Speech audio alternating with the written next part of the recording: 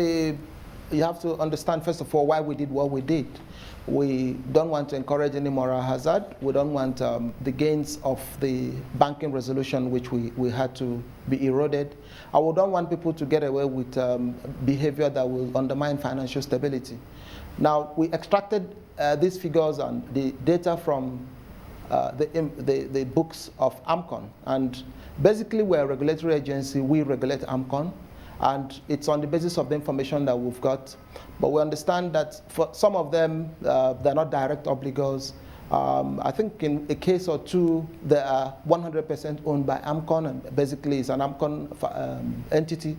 And these are all the things. And these things keep moving from time to time. There are some of them that have met the conditions of Amcon. So for us, the thing is to send out the message that the NPLs that we cleaned out of the banking sector should not find their way back. And now, people should not be encouraged. Yeah, let me just come in here. Will you please clarify the implications of this directives? Are banks expected to unwind any lending they may have made to these listed companies?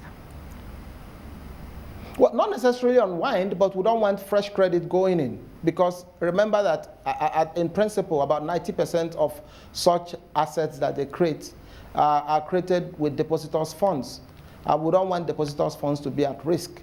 And like I said, we don't want to encourage profligate behavior and the moral hazard that comes from not punishing those who take loans without paying back.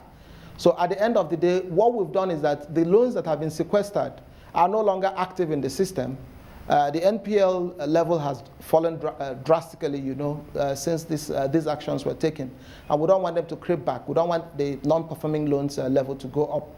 So that's really the situation right now. A final question. Has the central bank considered the impact of this move on the economy? Because some of these borrowers are, of course, very big players.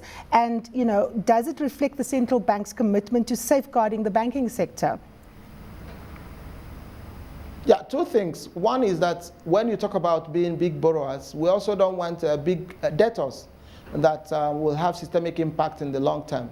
So at the end of the day, what we want to do is to ensure that we clean up the system, and we are creating new credit mechanisms or channels for credit transmission into the system. And we believe that those new credit transmission systems, and then the corporates and the commercials and the SMEs that can pay back, are the ones we would like to concentrate on.